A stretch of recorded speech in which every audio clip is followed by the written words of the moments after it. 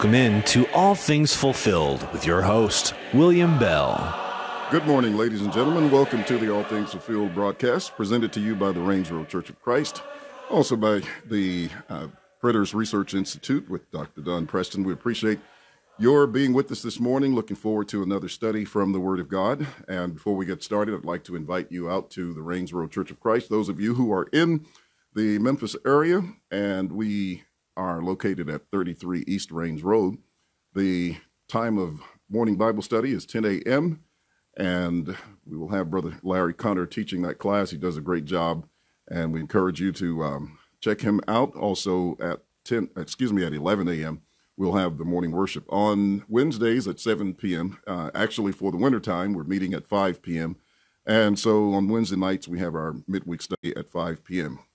Also encourage you to tune in each week to this broadcast, which airs at 8 a.m. until 9 every Sunday morning. And to those of you who are on Facebook, good morning to you. We see John, Raymond, Paul, Julie, Todd, Alvin, Charles, I guess, and Edson. Appreciate your being here, and always grateful for your presence. We also encourage you to share the message. And let me congratulate and commend you for last week. You all did a fantastic job of sharing the message, to your pages. And before the day was over, there were over 1,000 views of last week's video. So that was very, very good. I appreciate that. I hope you will repeat it this morning. Good morning, Solomon, all the way from Cape Coast in Ghana. We appreciate your being here as well, Jonathan, and always grateful for the opportunity to be able to speak with you on this broadcast. Hope that it is edifying to you, that you're learning some things, and that we all can take the Word of God much further as we continue on. Also, let me remind you or make this announcement. I did an interview Friday around 5 p.m. Now, I don't know when that's going to air, but I do have a copy of it, and I'll be posting that to my Facebook page and possibly to YouTube as well. And that was about an hour, maybe a little bit longer, but we will post that. Alice Richardson, how are you doing? And it's good to hear from you. I've been kind of checking you out a little bit on Facebook, and noticed that you took a vacation, et cetera. So hope your family is doing well. And long time friend, thank you for being with us this morning. And Jeremiah. So all of you, we appreciate you very much. So you know what to do. You hit the share button, and then you type yes. And that way I know that you have shared the broadcast, and we want to continue to do that. Now, last week we talked about the feast days, and we spoke about the feast days in the book of Revelation. We're doing part 2 today, some of which will be a little bit of review, because I wanted to kind of make it a little bit more clear and hopefully a little bit better understood, as I've shared this with a couple of people, my peers. They have been certainly impressed with the information, and I think it is very good. Hello, Dr. Don Preston. Hey, man, you ought to get on this call with me. Why don't you dial in, and let's have a conversation today and talk about some things, and we can just go wherever you want to go. So go ahead and dial in. Let's see. The number is 901-260-5926. Again, that is 901-260-5926. So Dr. Don Preston will be waiting on your call. Let me type it in for you. I just gave it over the air, but let me type it in for you so you will have it. That is 901-260-5926. And you can call, and that way we'll just let everybody field questions to you. How about that? Just come right on in. Good morning, Ray. And it's my bass mentor, bass player with the platinum hit to his credit, and many others that we used to listen to growing up. He played with my brother-in-law. Very good. No. Just dial straight in to that number. I don't know how you're going to use whatever method or means that you dial with. Just dial straight into that number, and we'll pick it up, and you'll be live on the air. So please do that. Got Queen Lizzie B this morning. Appreciate your being here. I know that there is a growing interest in this topic of the feast days, and I know Don Preston has just a wealth of information on it. So we want to get him on the line this morning, ladies and gentlemen. Good to see him, and he can pop in anytime. He knows he's always welcome and can pop in anytime. We do a broadcast on Tuesday nights with Two Guys in the Bible, and of course he does a lot of teaching there as well. So is he on the line? All right. Good morning, Don. How are you doing? Morning. Good morning. Good morning. All right. Very good. Good to hear your voice, and hope everything is going well in Oklahoma. We got overcast skies here in Tennessee, but I hope you got some sunny weather out there and missing all the tornadoes. You know, we had one here, so you guys got to stop sending those things our way. All right. Okay. We just believe in sharing, William. That's all there is to it. I hear you. I hear you. All right. Well, this morning we're going to talk about the feast days in the book of Revelation. And oh, wow. It is just a fantastic study. I talked a little bit about it on last week and just pointed out that because of the cultic, the temple cultic, and the whole nature of the book of Revelation, it identifies not only the audience and what I called last week the ideal audience to whom the book was written, but also it indicates that the book had to have been written during the time of the temple cultus, during the time of the first century and before that temple fell, because there's just too much temple imagery in the book of Revelation. And, you know, I've studied the book of Revelation. As a matter of fact, that was the book that got me involved in the preterist view to begin with, because I started out studying the dating of the book of Revelation, whether or not it was, and I see my lovely wife online. She's outside and resting a little bit. Pray for her. She's having a little stomach issue this morning. And but anyway, I started studying the dating of the book of Revelation because I learned from reading Fort Wallace's commentary that the dating would have some bearing on how you interpret it. I mean, if you date it after 70 AD, then of course it's going to be difficult to apply to that time. And if you date it before that time, then of course you can consider it being associated with the fall of the temple, et cetera. But ladies and gentlemen, I know most of you know who Don Preston is, Dr. Preston is, but we're a longtime friend. We met as a result of studying this particular subject and theme that we've been discussing. He is the author of, I would say, about 30 books, if not more. All of them are excellent books and are appreciated very much in our community. And he hosts the Preterist Pilgrim Weekend every year. And how many have you done so far, Don? Oh, my. 16, I believe. 16, and I think I've made all of them with the exception of one because we had a death 1 year, and so with a very faithful member of our congregation, and so I had to be present for that and was unable to make it. But all the rest, I've been there, and they've all been great, fantastic, and a lot of people have learned and come to an understanding as a result of it. Did you have any announcements you wanted to make prior to our getting started in our discussion this morning? Well, you made mention of the fact that I've written about 30 or 31 books. I have a brand new book out right now, as you know. It is entitled "The Death of Adam and the Life of Christ." It has been extremely well received. I'm thrilled to death with the way it has been received, and I have a special introductory price on it, which is only good through the end of October. The book will be regularly $19.95 plus $4.95 shipping, but until the end of October 2019, the special introductory price is $17.95 post-paid, total delivered price. You can go to my website, donkpreston.com, bibleprophecy.com, and you can find a banner right up at the very, very top that you can just order it that way. You can get the very special reduced price. And again, that's only good for about a few more days. All right. Well, I'll tell you what, anybody who listens, if they mention this broadcast, you send me their address and I'll send them some Bible tracts, no charge There you at go. all. And so that way we try to sweeten that offer up just a little bit for everyone. And so at this point, we're going to begin our study for the feast days in the book of Revelation, part 2.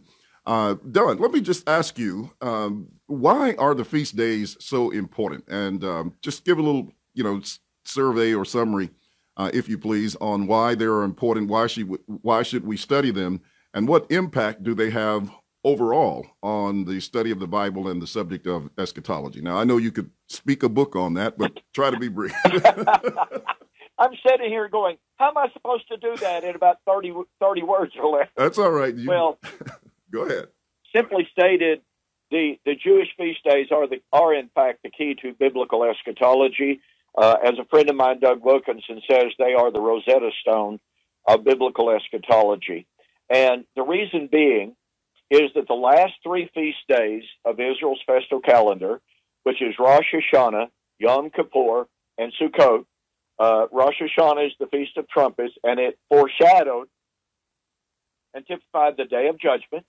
Yom Kippur was the Day of Atonement, and it foreshadowed the second coming of Christ. And Sukkot, which is the Feast of Harvest, which foreshadowed the resurrection. Now, obviously, anyone would recognize that those 3 elements, judgment, second coming, resurrection, are the essence of biblical eschatology. And so, since Jesus said that not one jot nor one tittle of the law, that's the law of Moses, could pass away until it was all fulfilled, and since the feast days are an integral, foundational part of the law of Moses, and all one has to do is read Leviticus chapter 23 to know that, then that means that until the Day of Judgment, the second coming, and the resurrection in fulfillment of Israel's feast days, until those 3 events happen, the law of Moses would remain fully in effect. The implications of that are absolutely profound. I'm sure you've covered that in a very fine way, as you normally do. But for those who are not familiar with, and look, you and I well recognize that both in the amillennial world and the postmillennial world, there is a massive gap, a massive failure to understand the significance of the feast days. I grew up never hearing a thing in the world about the feast days and their importance and how they relate to eschatology. Not one word. And in the commentaries written by the, quote, scholars, unquote, in our previous fellowship, they never mentioned the feast days except, Pentecost was fulfilled. Feast of First Fruits was fulfilled on the day of Pentecost. Okay, great. That's wonderful. But guess what? Rosh Hashanah, Yom Kippur, and Sukkot had to also be fulfilled before the law could pass. That is just incredibly significant.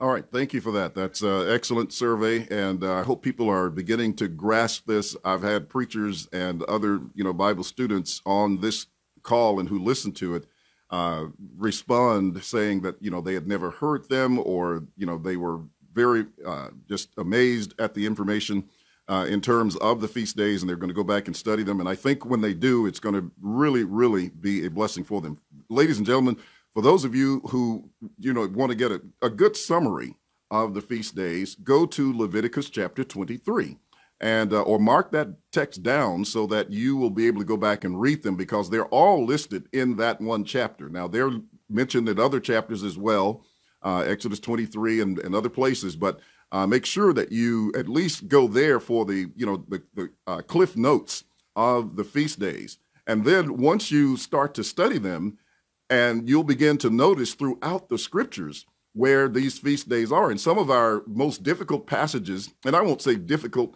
to everyone, but to most people who are having challenges with understanding the fulfillment of all Bible prophecy, many of them are unlocked through the study of the feast days. And so this is why we are discussing that. And that's true for the book of Revelation. So we're going to, get started here. And the first thing I'd like to mention, as we said before, is by way of a question, why would John write a book to a people who knew nothing about the temple and yet include all the temple imagery, the cultus and symbols related to all of that Hebraic history, et cetera, and the temple cultus? Why would he write a book to someone who was totally unfamiliar with it? Now, you just heard Dr. Preston say that he had never heard of it, even growing up, and I think he's a third-generation preacher. And so that's traditions of people who didn't pass that information down to him. Well, I never heard about them either. And if I'm not mistaken, I think we both heard about them maybe at the same time. I'm not sure. I know when I heard about them, it was in 1995 in Oklahoma City, Oklahoma, when Bill Cannengeiser, who's passed away, and we've had him do some studies with this as well. But he was the first one that actually mentioned them. And then we've had others who've come on and talked about them as well. At any rate, that changed our thinking and changed our understanding of the Bible because of understanding the importance and how they work together. Now, in addition to that, in terms of the writing of the book, that's why most people who approach the book of Revelation, initially have no clue what it's all about. And even many after they've read it many years seem to not know very much about it in the way that they apply it. And that's because it was written in terms of these feast days that we are talking about this morning. And so if he did write a book that was so important to the temple culture, why would he write about it after the temple was destroyed, making it even more difficult for those not familiar with the temple to learn about it? And so, and pretty much after the destruction of Jerusalem in 70 AD, the Romans cleared them out of the land for the most part.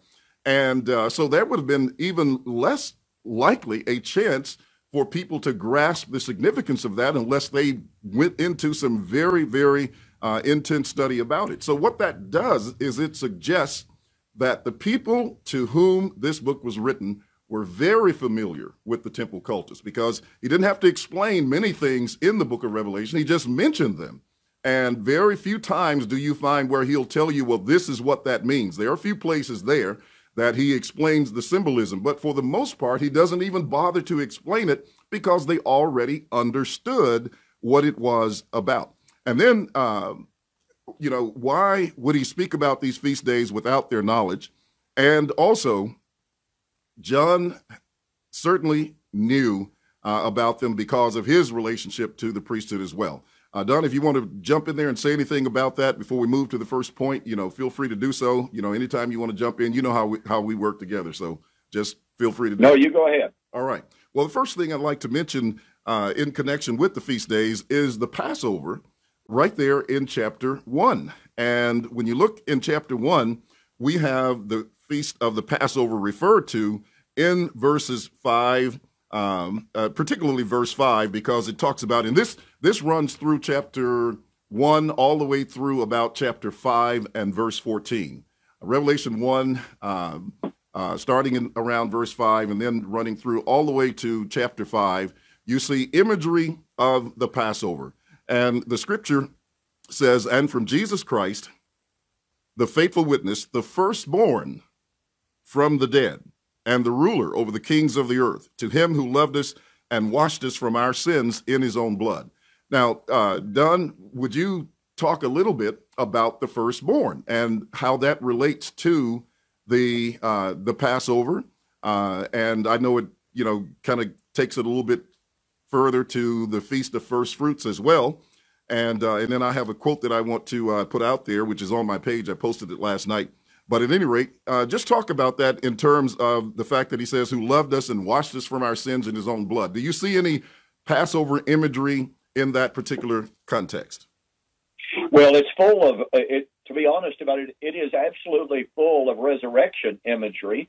The Passover was to deliver the Israelites from the death on the night that the angel of the Lord passed through Egypt and killed. So here at the very, very beginning of Israel's festal calendar, we have resurrection motifs being brought forward because, to reiterate, the Passover was a celebration of deliverance from bondage, and it was a celebration of deliverance from death.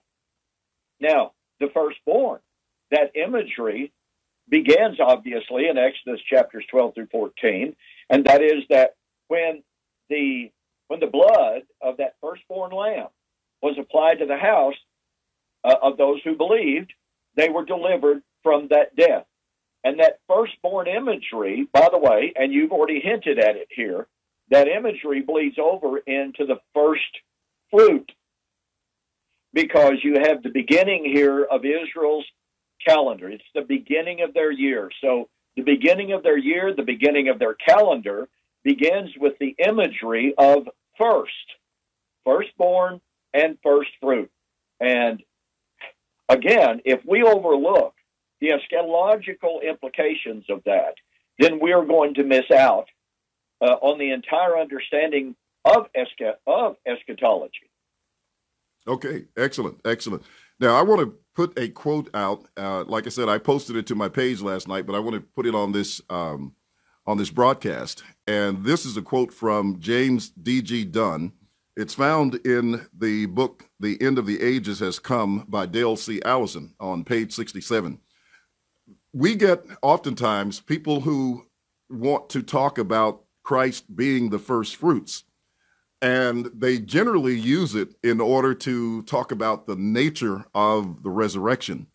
But they seem not to be aware of some other aspects of the first fruits and what they imply. And if they were to actually interpret their concept of Jesus' resurrection in light of the first fruits, it would create tremendous problems for their view of the eschatological resurrection, which Jesus is the beginning of, according to Hebrews chapter 9 and verse 26. And also, as you tied that into the Exodus, he's the beginning of the second Exodus, according to Luke 9 and verse 31, when at the time of the transfiguration, Moses and Elijah appeared with him, and the Bible says they spoke of his decease, which he was about to accomplish at Jerusalem. Well, the word decease there is the word exodus or exodon, and particularly, but it demonstrates that in Jesus' death as the Lamb of God, he is beginning the second Exodus as he dies and rises from the dead. But here's that quote. It says, "The metaphor of the first fruits here denotes the beginning," and he's referring to 1 Corinthians 15. So all of our futurist friends need to take note of this. All of those who want to argue about the nature of the resurrection of Jesus from the dead. And by the way, I'm not denying that he rose from the dead physically. We know that he said, "Touch me and see, for spirit does not have flesh and bone as you see I have." And so we're not in any way denying that, but we're talking about the applied meaning of his death, the eschatological significance of his death, and how that relates to the concept of resurrection. But here's the quote again. The metaphor of the first fruits here denotes the beginning of the harvest, more or less the first swing of the sickle. No interval is envisaged between the first fruits and the rest of the harvest. With the first fruits dedicated, the harvest proceeds. The application of this metaphor to the resurrection of Jesus and the gift of the Spirit expresses the belief that with these events, the eschatological harvest has begun. The resurrection of the dead has started. The end-time Spirit has been poured out. Now, Don, listening to that quote, what would be your paraphrase of that? Or if you wanted to give a few thoughts related to that quote, what does that mean in plain English for those who are listening? Well, I would say, first of all, that Mr. Dunn has entrapped himself into becoming a full preterist. Absolutely. If you take the position that Christ as the first fruit refers to Jesus' physical bodily resurrection, and therefore the harvest must follow, then if you accept what Mr. Dunn says, and by the way, what he says is absolutely accurate. All you have to do is study a little bit of Jewish thought, and if you even understand agriculture, okay? I'm not a farmer, but I know if you got the first fruits, the harvest is underway. So if you follow Mr. Dunn's comments that the first fruits means the harvest is underway, and if you take the first fruit as referring strictly to Jesus' biological body, then it must mean that the harvest of physical resurrection had already begun and has been ongoing for 2,000 years. Well, let's see. I don't think that works real well. You're absolutely and by correct. the way, Go ahead. I would point out that Mr. John Dunn is not alone in that. N.T. Wright concurs that the imagery of first fruits means the harvest has begun. And I could sit here and quote scholar after scholar who concur that the imagery of first fruits demands. It doesn't sort of kind of hint at it. It demands that the harvest had begun. So once again, if you take the position that the first fruit is a reference to the nature of Christ's biological body, i.e. a physical body coming out of the grave, then of necessity, that means that the physical resurrection of biological bodies began in the first century and has been ongoing, because I would point this out. Paul in 1 Corinthians chapter 15 uses no less than 10 times the present passive indicatives as well as the present active indicatives to speak of the fact that the resurrection of which Christ was the first fruit was already underway. He doesn't use strictly a future tense. In fact, in the majority of his references, he uses the present passive and the present active. So here is Paul setting Christ forth as the first fruit. And let me say this. Paul in Acts 26:21 and following emphatically says Christ was the first to be raised from the dead. No qualifier, no redefinition, simply the first to be raised from the dead. Now, we all know Jesus was not the very first person to be raised from biological death. He personally raised 3 people from biological death before he ever died. And so we know that's not what it's a reference to. It is reference, however, to the resurrection from the death of Adam. And I mentioned the book, my brand new book, The Death of Adam, The Life of Christ. What was the death of Adam? The death that was introduced when Adam sinned. Well, it wasn't biological death because Adam didn't die the very day he sinned. And so when we're looking at this imagery here, Dunn has, as I've already stated here, Dunn has effectively boxed himself into becoming a full preterist, or he has forced himself to take a position that the nature of the first fruit of which Paul is concerned in 1 Corinthians 15 is not a reference to a biological resurrection at all, but it is Christ being the very first to be raised out of the death of Adam. And I'll just cut that short right there because I'm about to get wound up.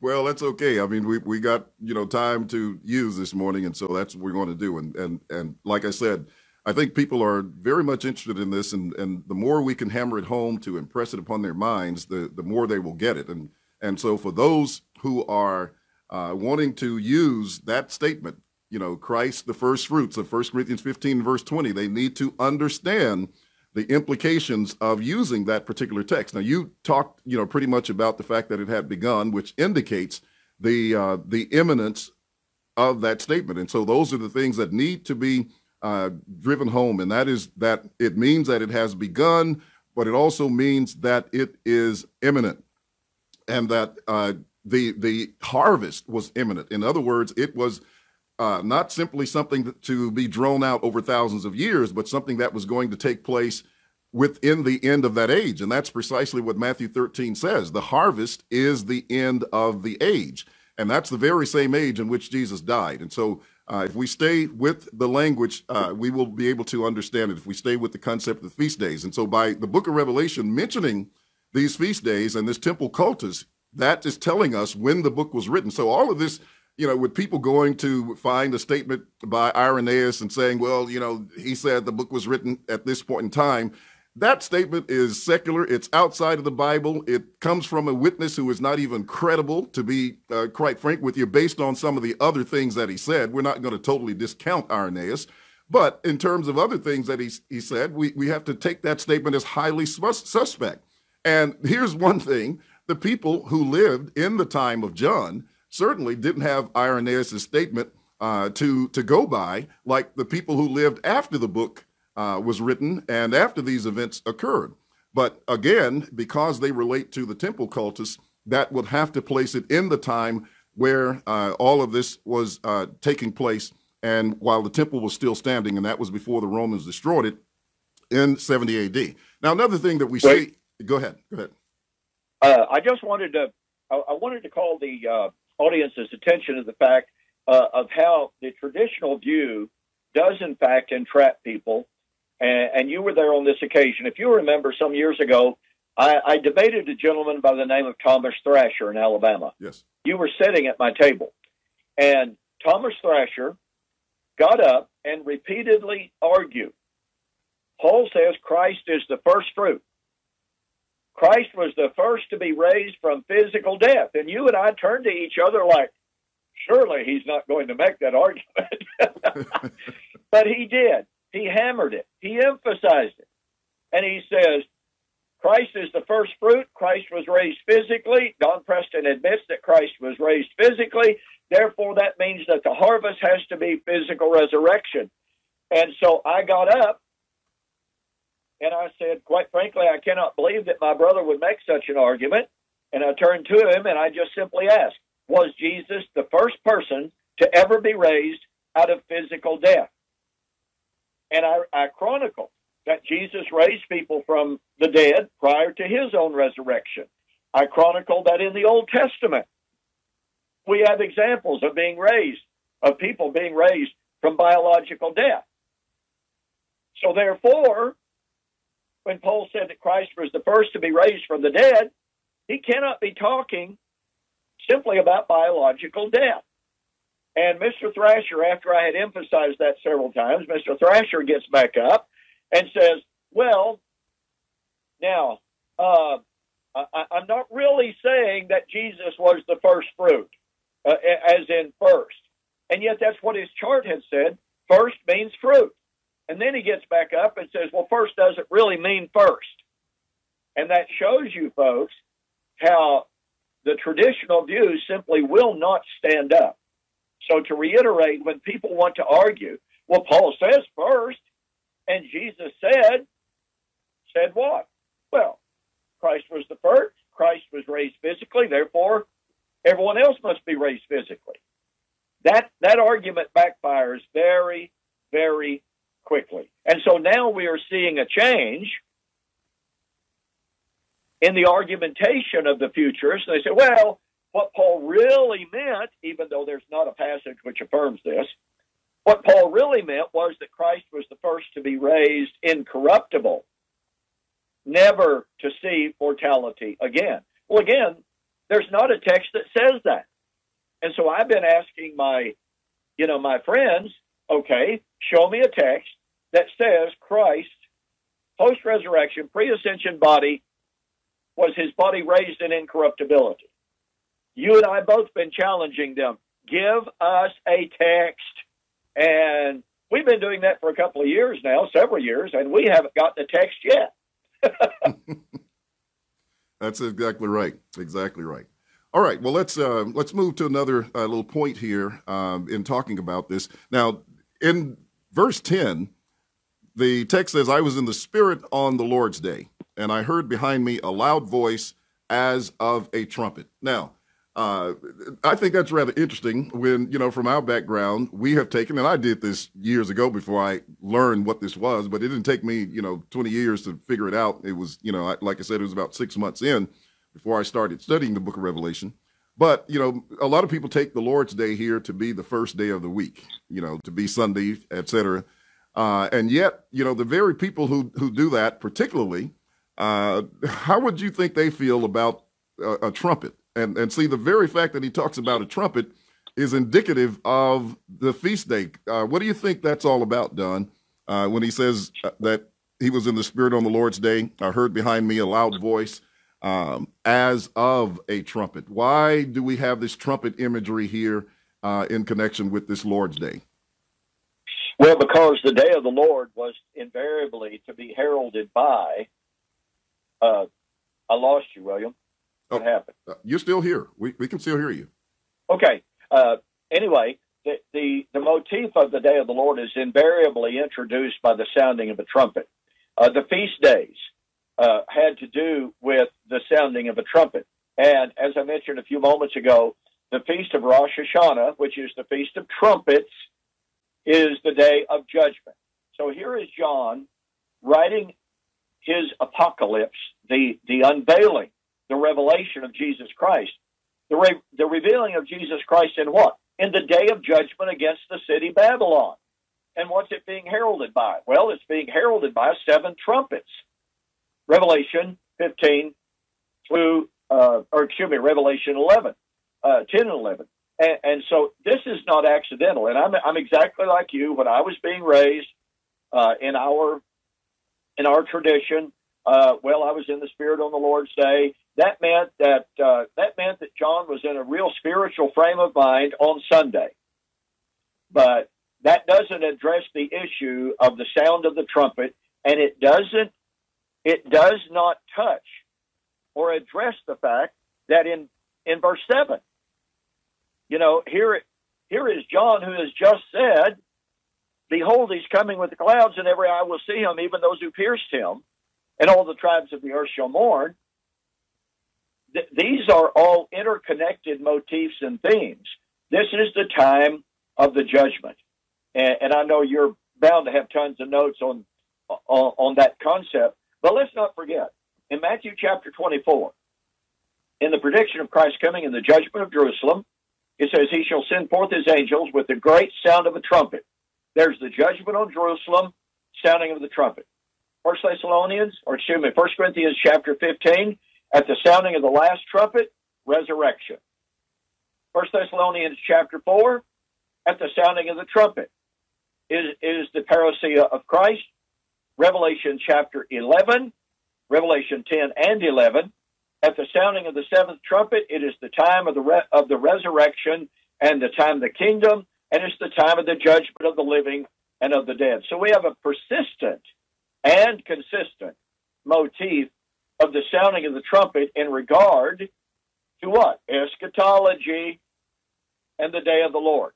It's not coincidental that here in verse 10, you have the sound of the trumpet on the day of the Lord.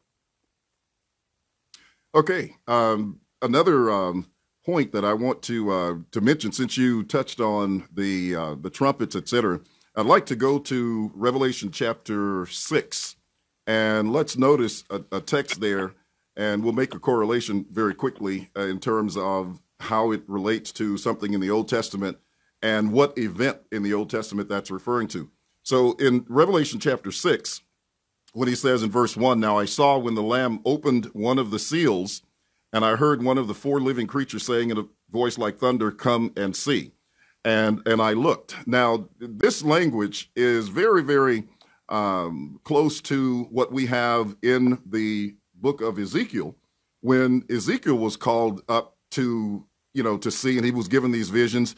And we have almost similar language. "And I saw," and you see that concept of "and I saw" many, many times in the book of Revelation as we're going through. But he was given a book with these seals.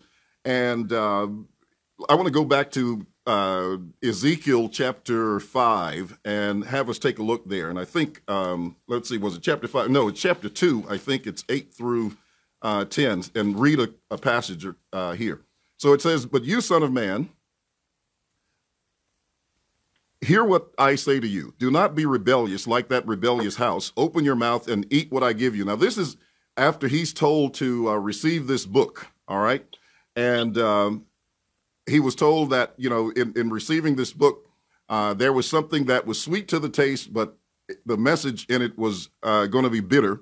But he says, "When I looked, there was a hand stretched out to me, and behold, a scroll of a book was in it. Then he spread it before me, and there was writing on the inside and on the outside. Written on it were lamentations and mourning and woe."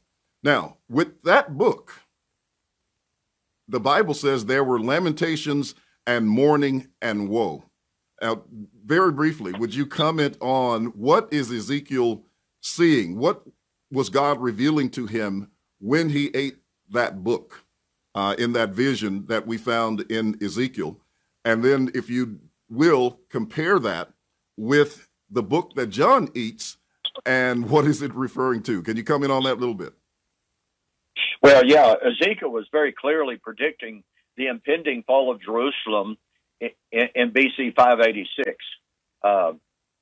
I can see you talking, but I can't hear you, William. I don't know. Okay, I don't know why you can't hear. Oh, let's see. Am I still coming through?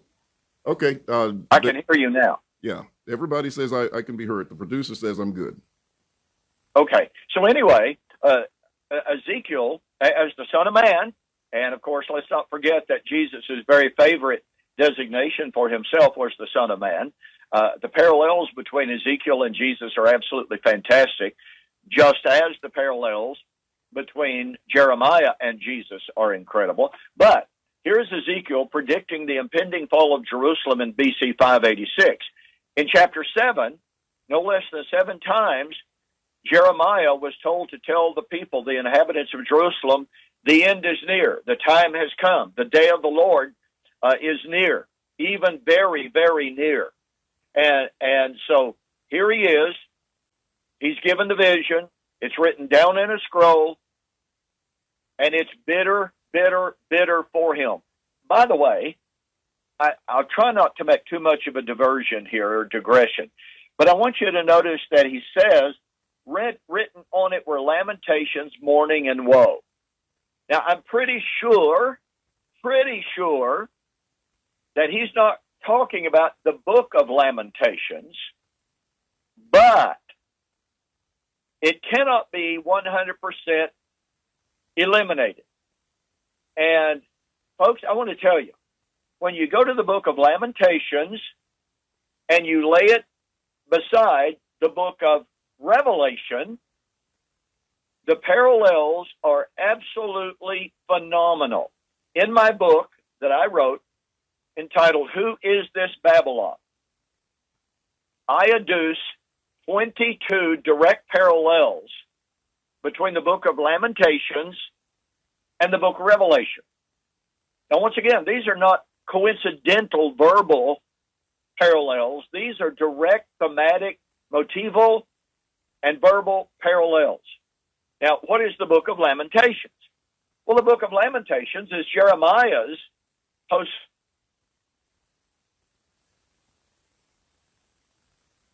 in BC 586. So here we have Ezekiel and Jeremiah both talking about the same event. Both of them lamenting that. And in Revelation, we have John anticipating the imminent fall of Babylon, saying, well, he was given a scroll just like Ezekiel, and it tasted good to the tongue. Oh, but it was bitter. Why was it bitter? Because of his love for the city. But she had become Babylon, just like Ezekiel said. She had become Sodom in Ezekiel 16 and Ezekiel chapter 23. And just like John said, Babylon had become Sodom in Revelation chapter 11, verse 8. So these motifs of Babylon and Sodom, the imagery of eating the scroll, and it initially, sounds good, but boy, it's bitter because it's such a horrible thing, such a sad thing. But folks, I tell you, if you want to see something amazing, you need to see the parallels between the book of Lamentations and the book of Revelation. Okay, so again, when you're reading, thank you for that. When you're reading Revelation chapter 10, and he talks about this eating of the book in verses 9 through 11, and you understand the meaning of that book as he reveals it. It's all about lamentation, mourning, and woe. And when you go back, for example, to chapter 6 and see the seals opening and what's taking place, he's describing there the mourning, the famine, death by the sword, etc. All the things that you find in the book of Ezekiel and Lamentations as well. You find that. And so but all of that was related to the impending destruction of Jerusalem, as Don said, in 586 BC, and therefore carrying over that imagery and that context, and that was a temple setting there, and you have the same thing in the book of Revelation. And so that helps to unlock the meaning of these passages and show how consistently they are. Now, we have done, I think, about maybe 3, maybe 4 minutes left. And so I'm just going to take us into the end. Now, in the first part of the book, you see Jesus standing among the seven churches, and the seven candlesticks, etc. And so you have the scene of the seven churches that are on earth, and of course Christ among them. Then you have the message in chapter 4 where John is told to, come up here. There's a door opened in heaven, and he was told to come up, and he saw, visions and began to reveal some things. Many of them, of course, had to do with the tabernacle, et cetera, and the temple and imagery of the temple, the incense, the 24 elders, et cetera, all of that temple imagery. But we also have the temple referred to, that is the new temple referred to as being inaccessible. I believe that's in chapter 15 and verse 8, that it's inaccessible. And then at the end of the book, we have the tabernacle of God coming down from heaven to be with men. So why don't you take us out by commenting on the fact that it is after chapter 11 where the outer court is destroyed by the Gentiles within that 42 months, et cetera. And then that judgment, mentioned, as you mentioned earlier, from 11, 15, and 18, Revelation 10, 7, going through to about chapter 20. And then finally, we're arriving at the point where we have the new tabernacle coming down out of heaven from God. And you've got really about 2.5, 3 minutes to do it. Go ahead. Well, first of all, I would like to take note of this motif of entrance into the most holy place. And because the New Jerusalem becomes the most holy place, it's no longer a temple within a city. It is a city that is the most holy place, that is the temple. And I would like to point out that we are not saying anything here that some scholars have not recognized. In Revelation chapter 11, 15, and following, a very noted scholar by the name of Peter Leithart says, commenting on Revelation 11, 15, and following, the Feast of Trumpets is over. It is time for Yom Kippur, the only day when the most holy place was opened unto men, unquote. That's in his commentary from last year, page 437. Now, here's something to keep in mind, folks. When people want to make Babylon, Rome, or the Roman Catholic Church, in Revelation, there would be no entrance into the most holy place, into the presence of God, until the destruction of Babylon.